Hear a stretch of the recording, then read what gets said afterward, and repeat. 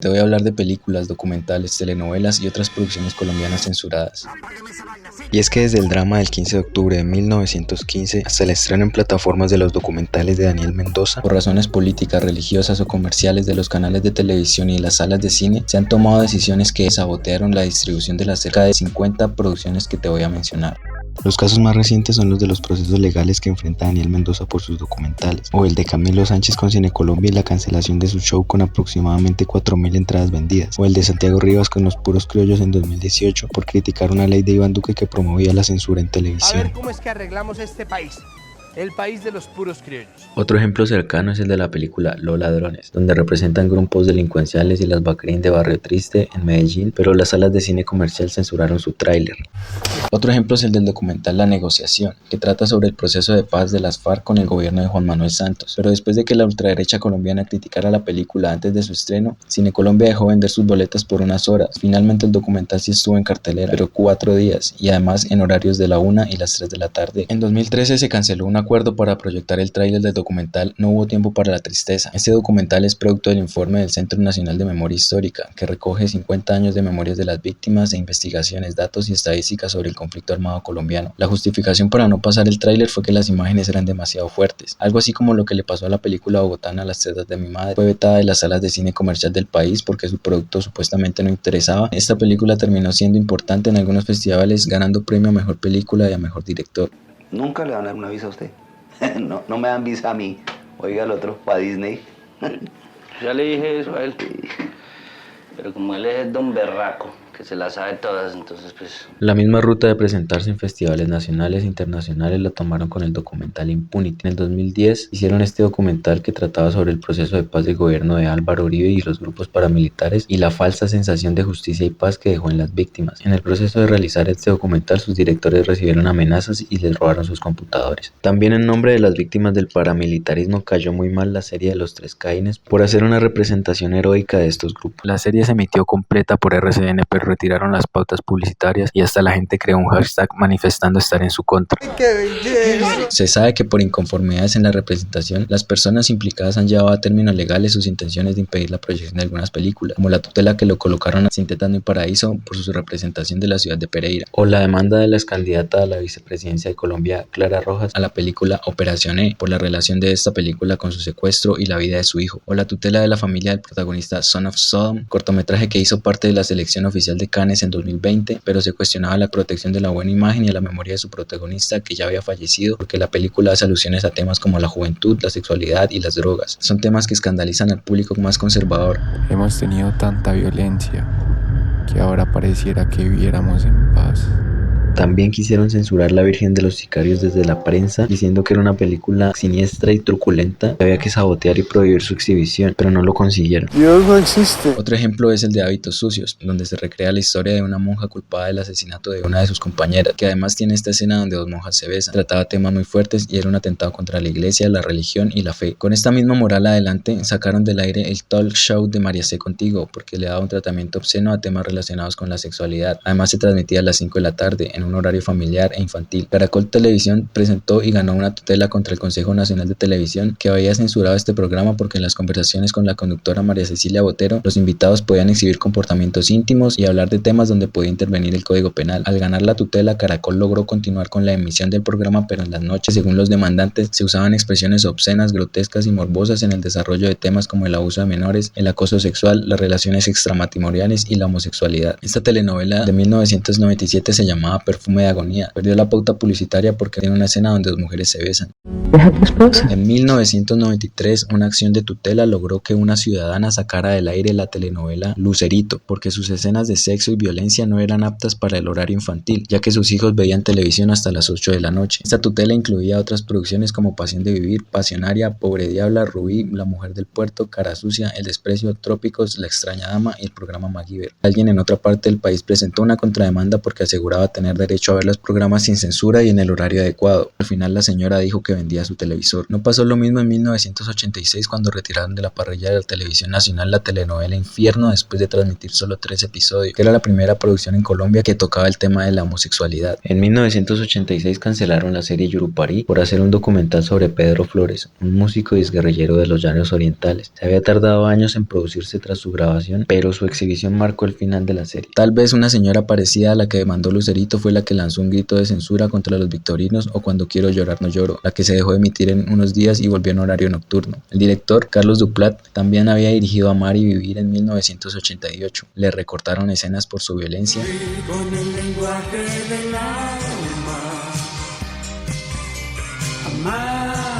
Carlos Duplat estuvo preso 4 años a conveniencia del Estatuto de Seguridad de 1978 en su cercanía con el M-19. Un director que tuvieron que buscarle mucho, pero que tal vez nunca le encontraron nada para meterlo preso, aunque sí lo censuraron casi todas sus películas. Dunaf Kuzmanić, director de cine nacido en Chile, que había iniciado su carrera durante el gobierno de Salvador Allende, pero que al caer la dictadura llegó a Colombia como un realizador con posturas políticas definidas y divergentes para nuestro contexto político latinoamericano. La historia de este director chileno en el cine colombiano está atravesada por la censura. Sus películas transgresoras y contestatarias con temas políticos y sociales pasaron muchas veces desapercibidas para la sociedad colombiana por la censura que enfrentaron. El Día de las Mercedes, la primera copia resultó defectuosa debido a que el director no pudo viajar a supervisar el revelado, y finalmente Focine, que era la institución por medio de la cual el Estado financiaba películas y documentales, no le permitió hacer los cambios necesarios y los funcionarios responsables jamás aclararon el porqué de estas determinaciones. Esta película hizo parte del proyecto de Focine, Cine para la Televisión, y hablaba de un pueblo tranquilo al que llegaba un gobierno militar demasiado arbitrario y hacía que los habitantes se levantaran en armas. Ajuste de cuentas tuvo problemas para su comercialización y el negativo no se recuperó por una deuda que Focine adquirió con un laboratorio en Nueva York, el cual subastaría el negativo por falta de pago. Es una película que representa la corrupción y el narcotráfico como elementos normalizados en la sociedad. No sirve por un carajo. Canaguaro, la película más conocida de Kuzmanić, en su estreno tuvo buena aceptación, pero al tocar un tema como el asesinato de Jorge Eliezer Gaitán, la formación de las guerrillas de los Llanos Orientales con ayuda de las élites liberales que luego los traicionarían, es una película explícita con la violencia. Se estrenó en 1981 en el Teatro Jorge Eliezer Gaitán y después de 2 semanas en cartelera con filas y buena aceptación, la quitaron repentinamente por presión de la iglesia y del Estado. Cada vez que me recuerda debe ser para nombrarme la madre o para recordarme de toda la familia reunida. No, que va, mi sargento. Otra producción relacionada con las guerrillas de los llanos y la censura es El Potro Chusmero de 1985, dirigida por Luis Alfredo Sánchez. Aunque fue seleccionada en el Festival de Cine de San Sebastián de ese año, las cadenas de televisión nacional se negaron a transmitirlo. Enseñada a ver en todo lo que no fuera gobiernista un enemigo de Dios. Quizá la película más censurada de esta lista y de este director, porque se estrenó oficialmente en 2014, es Mariposas S.A. Esta película no se pudo terminar, ya que cuando realizaron la primera copia, Focine cambió de directora e inexplicablemente la película no recibió el último reembolso, según lo expresa Kuzmanić en una carta de 1999 que dirigió a la Junta Directiva del Fondo Mixto de Promoción Cinematográfica. Parte de esta película se grabó en la Hacienda Nápoles, propiedad del narcotraficante Pablo Escobar, quien además estaría entre los financiadores de la película. Tiene escenas no solo alusivas a la sexualidad, sino también a la corrupción, a la doble moral y a las organizaciones sociales. Cuenta con la participación del Culebro Casanova como este personaje y de Lisandro Mesa cantando una versión vallenata de esta canción muy conocida en las manifestaciones populares de Chile y Latinoamérica. Tal vez estas películas eran bien contestatarias para su época, incluso hoy en día lo seguirían siendo.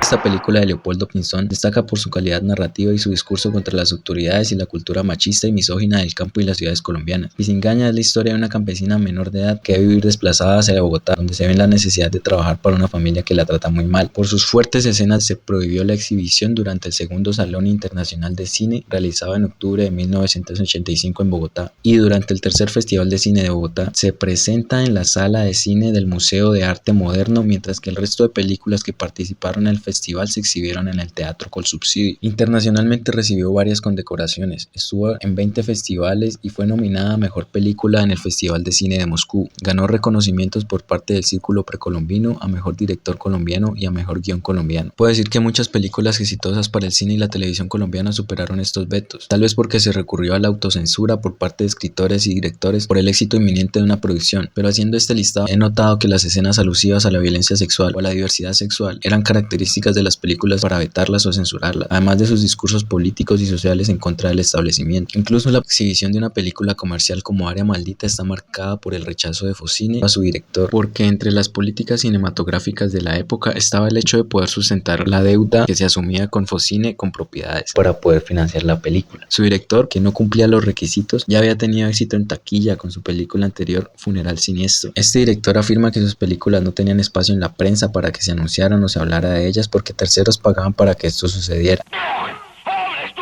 Él se dedicó a hacer películas que salían de lo habitual en el cine colombiano. Área Maldita es la película donde una serpiente cascabel representa una maldición católica que recae sobre un pueblo. La serpiente ataca a todos los que se prenden un porro y así la policía descubre quienes tienen cultivos en esa zona. Le fue muy bien en taquilla y le sirvió al director para financiar su siguiente película. Área Maldita es una película con imágenes de violencia explícita, me imagino bien pesadas para la época. Sin embargo, su narrativa maneja un discurso que yo creo que era favorable para el establecimiento, pues de todas maneras se estaba estigmatizando el uso de la marihuana cuando se relaciona con una maldición. Tal vez Jairo Pinilla era un director que no caía bien en los círculos de exhibición, pero al final terminaba siendo aceptado porque tenía éxito taquillero. Materias fecales, orina, cuadro hemático, examen de pulmones, electroencefalograma, Oye, pero esto es como pedir un préstamo para hacer cine. No, tampoco exagere. También representaba el fenómeno del narcotráfico, pero en televisión y por primera vez en la historia nacional, la telenovela La Mala Hierba. Aunque su producción fue un éxito, tuvo que superar la censura de la Sociedad de Farmacodependencia y Toxicología, que hizo una campaña contra la telenovela argumentando que se trataba de una apología al delito. Desde Inravisión exigieron a la libretista Marta Bosio que en el final de la historia los protagonistas debían terminar mal y la producción se extendió 20 capítulos más.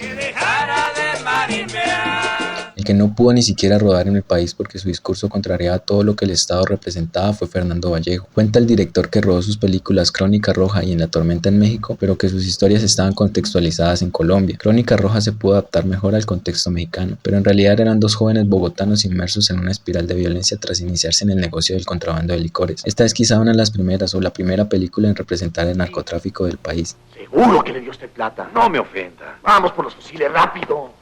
Para En la Tormenta, el director hizo un intento de rodar en Bogotá. Primero, que el Instituto Colombiano de Comercio Exterior, Incomex, impidió importar el negativo y los equipos. La Dirección de Tránsito no daba los permisos que necesitaba para filmar en las calles. El Ministerio de Relaciones Exteriores obstaculizaba la generación de las visas de los técnicos que tenían que traer de México. La policía no le quería brindar protección durante el rodaje ni el permiso de que los actores usaran uniformes como los suyos y pistolas de utilería. Sus películas fueron señaladas por la Junta Nacional de Clasificación de Películas Cinematográficas como una apología al delito. Y además, En la Tormenta tocaba temas muy sensibles y muy recientes para la memoria nacional. Este tipo de juntas ha sido normal en la historia de Colombia. La Junta de Clasificación era un organismo del Ministerio de Comunicaciones. Su función era clasificar las películas de acuerdo a la edad de los espectadores, distinguiendo las películas aptas para todo público, para mayores de 18 o las prohibidas. Se consideraba que eran aquellas que entrañen infracción penal, induzcan a ella o hagan apología al delito. La Junta estaba compuesta por un experto en cine, un psicólogo, un abogado penalista, un representante de la Asociación de Padres de Familia y un representante de la Curia. Este organismo reemplaza desde 1970 a la Junta Nacional de Clasificación de Espectáculos Cinematográficos, creada en 1960, que a su vez era una reforma de la de 1955, que se llama la Junta de Censura y estaba adscrita al Ministerio de Educación. Antes de esto existían controles regionales como la Sociedad Católica Medellín, que censuró muchas películas que internacionalmente eran recomendadas por la crítica. Vagancia infantil, delincuencia precoz, demencia, mendicidad y analfabetismo. Con las cosas así, una película como Agarrando Pueblo, el cortometraje crítico de la pornomiseria realizado por Luis Ospina y Carlos Mayolo, se presentó en festivales regionales e internacionales, pero no se presentó a la Junta de Censura como debían hacerlo las películas para llegar a los circuitos comerciales. Algo que estos directores habían intentado 1 o 2 años antes con Asunción, cortometraje realizado con la ley de sobreprecio y que la Junta de Censura prohibió alegando razones técnicas como tener un montaje abrupto y que no tenía dirección artística. No me apriete usted así, no, por favor, que me siento morir. A Alegando razones técnicas, también quisieron censurar Cuartito Azul, que ganó premio a mejor cortometraje latinoamericano en el Festival de Cine de Cartagena de ese año. En Asunción, una empleada doméstica se desquita de su jefa que la humilla, y quien lo protagoniza era precisamente la empleada de servicio de Mayolo, a la que se le ve tirando todo y quemándolo. Como cuando se presentó en Cali el documental Camilo, el cura guerrillero, biografía de Camilo Torres, reconocido cura que hizo parte de la guerrilla del ELN. Hubo una sonada en el teatro, rompieron sillas, se hicieron daños. No se supo si fue la gente de izquierda o derecha, pero sacaron la película de circulación del Teatro Calima.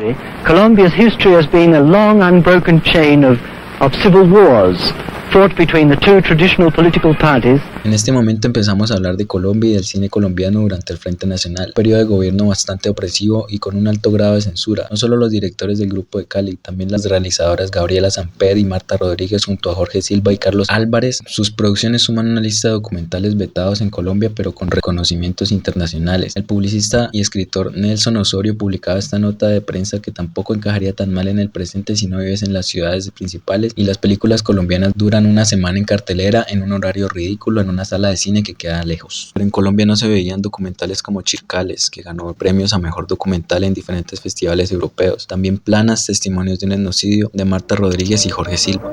El opresor interno deshumaniza al indígena con el estigma de irracional, de ser inferior, para reducirlo a la explotación. Oiga Vea, documental sobre los Juegos Panamericanos hecho en Cali desde la perspectiva de las personas que no podían entrar a los eventos, realizado por Ospina y Mayolo. Padre, ¿dónde está Dios? Del grupo Crítica 33, un colectivo de diseño y fotografía que hace un documental sobre el uso de la religión por parte de las clases dominantes. También el documental ¿Qué es la democracia? De Carlos Álvarez, un ensayo fílmico sobre las elecciones de Colombia desde los años 30 hasta los 70. Este realizador también hizo el documental Asalto en 1968, Colombia 70 e Introducción a Camilo en 1978. Ganó la Paloma de Plata en el Festival de Cine de Leipzig, festival especializado en cine documental. A esta lista se suman los documentales. Un día yo pregunté de Julia Sabogal o Julia de Álvarez, El hombre de la sal y Los Santísimos Hermanos, sobre una secta religiosa muy extraña de campesinos desplatados por la violencia, los dos últimos de Gabriela Samper. Se abrigará el broncecito, lo que vulgarmente llaman el cuerpo, con santísimos broncecitos que vulgarmente llaman fique. Carlos Álvarez, director de Asalto e Introducción a Camilo, estuvo preso alrededor de 1 año y medio. Ciro Durán estuvo preso 1 año en Venezuela por La Paga, película que se presentó una vez en Colombia, fue reestrenada en la sección Classics en el Festival de Cannes del 2025. Su director tuvo un lugar en el festival en 1978 por su cortometraje Gamín, pero Samper la pasó peor. Desaparecida el 3 de julio de 1972, después se supo que fue apresada por el ejército junto a 161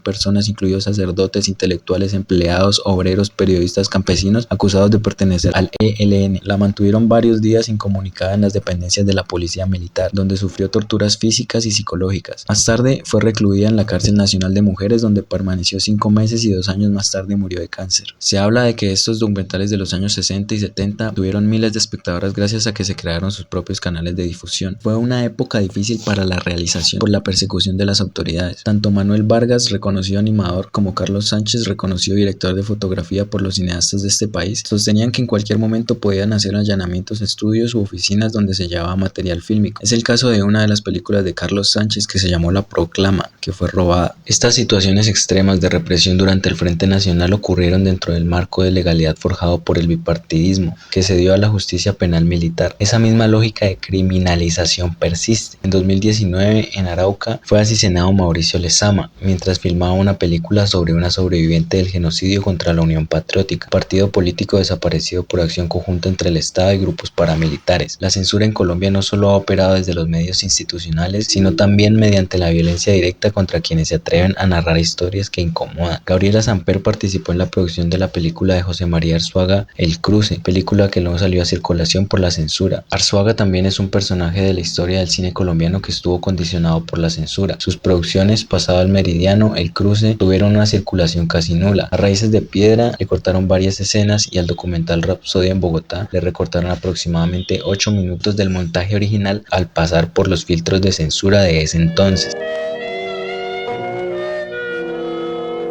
Por la época, algunos realizadores extranjeros vinieron a Colombia exiliados por la situación política de sus países. Además del español José María Arzuaga, también el mexicano Luis Moya Sarmiento dirigió El Milagro de la Sal. Películas vetadas por la censura debieron circular en festivales, muestras y cineclubes, o en circuitos comerciales con escenas cortadas. En Raíces de Piedra, por ejemplo, se eliminaron imágenes como la de un sacerdote explotando feligreses para la construcción de un templo, la extracción de sangre a 2 hombres en un hospital, la expulsión de 2 enfermos mentales de un manicomio por sobrecupo, el acoso a una muchacha por un terrateniente, la muerte de un joven tras un derrumbe en una construcción y en una escena final en la que un niño observa a un jet cruzar el cielo. Estas películas se acercaban a realidades marginales, la representación de personajes del común en situaciones cotidianas aludidas al trabajo y a la realidad nacional poco convencional y crítica con el establecimiento. Según la Junta de Censura, presentaba una realidad distorsionada del país. Te dije que mía o de nadie. Las repercusiones frente a producciones relacionadas con temas alusivos a la sexualidad venían desde tiempo atrás, por ejemplo con la película Tierra Amarga, realizada en el Chocó con la dirección del cubano Roberto Ochoa, quien además de describir las difíciles condiciones de vida en el territorio, mostraba a una mujer desnuda al final de la película. También en 1966 se estrenó El Suicida, película acerca de un hombre con una enfermedad sexual que decide suicidarse, pero la Junta de Censura la vetó hasta 1971, que se estrenó con el nombre de Trágico Destino.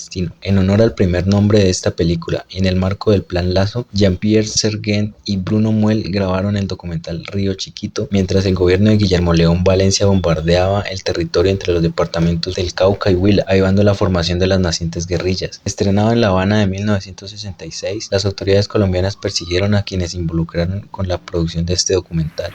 Naturalmente, la radio, la prensa, hablada y escrita, no hace más que calumniar. De esos años son las primeras representaciones de la violencia de los años 50 y su censura, como es el caso de Bajo la Tierra, de 1968, que cuenta la historia de un campesino que huye de la violencia del Tolima. Por esa misma vía y con la dirección de Julio Luzardo aparece El Río de las Tumbas. En algunas investigaciones aparece como la primera película colombiana en abordar el tema de la violencia bipartidista. No encuentro que haya estado censurada de alguna manera, de hecho es de las películas colombianas más viejas y más recordadas. Sin embargo, como toca el tema de la violencia de medio siglo, también aparece El Hermano Caín, una película que se hizo 2 años antes. La vetaron por tocar un tema tan sensible y tan reciente en la memoria del país, así como las películas de Fernando Vallejo, y por miedo a que generara más violencia. No hay registros más allá de una ficha técnica. Hacia los años 50 también se hizo Esta fue mi vereda, también sobre la violencia, pero su narrativa no tuvo que representar un problema para las autoridades, ya que en esta película la guerrilla era el principal causa del conflicto. Una voz en off atraviesa imágenes costumbristas que recuerdan con añoranza el pasado de vivir en una tierra en paz, abundancia y en conexión con Dios.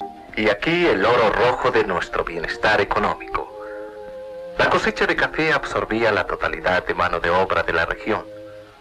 Los jóvenes se decían sus cuitas de amor de rama en rama, mientras en los patios de secado o en la piladora de piedra, los menores y las mujeres prestaban su concurso. Hacia los años 50, 40 y 30 no hubo mucho cine colombiano. En los 20 sí, también prohibieron una película que criticaba la separación de Panamá, dirigida por Alfonso Martínez Velasco, que por su propia seguridad firma como Pepe Jambrina. La cinta narra la historia de cómo un diario estadounidense investigaba la independencia panameña. Fue restaurada en 2012, a diferencia de Conquistadores de Almas, película de 1925 de la cual no se tienen registros. Es difícil hallar de qué se trataba, a pesar de que se decía que era la película colombiana con mejor factura de la época. Los años 20 son conocidos como una época de oro para el cine colombiano. Se realizaron 14 películas y las autoridades tuvieron reparos frente a películas como Los Muertos y La Tragedia del Silencio por hacer alusiones a la lepra, ya que las autoridades no querían que el público relacionara al país con esa imagen. Producida por la Sociedad Industrial Cinematográfica Latinoamericana, tal vez la primera sociedad dedicada a realizar productos audiovisuales en Colombia. Entre sus asociados estaban Francesco y Vicenzo Di Domenico. Fueron pioneros en la cinematografía nacional, también pioneros en estrellarse contra la censura, porque cuando realizan el drama del 15 de octubre de 1915, esta película es censurada y desaparece casi en su totalidad. Aunque se pudo restaurar un pequeño fragmento, por la prensa de la época se sabe que se trataba de una reconstrucción del homicidio de Rafael Uribe Uribe a mano de 2 artesanos. Estos dos, los propios homicidas, salían en el documental. También tenía filmaciones del funeral y la autopsia. Se tiene entendido que este fue el primer largometraje que se hizo en Colombia. Puede que no haya visto todas las historias sobre películas colombianas que el Estado Estado, diferentes instituciones o particulares hayan querido sabotear o vetar. No se sabe cuántas veces hubo limitaciones, desde la escritura hasta la edición y la distribución de una película por su contenido. No se sabe cuántos guiones rechazó Focine o cuántas trabas en la distribución pudo poner Cine Colombia a películas, cortometrajes y trailers, ni cuántas escenas cortaron en la televisión. En los últimos años han comenzado a restaurarse y reestrenarse obras que en su momento fueron marginadas, como La Paga de Ciro Durán o Mariposa S.A. de Duna Kuzmanic, Amor, Mujeres y Flores de Marta Rodríguez y Jorge Silva, que se estrenó también en Cannes Classics con escenas y testimonios inéditos de su versión original. Nos vemos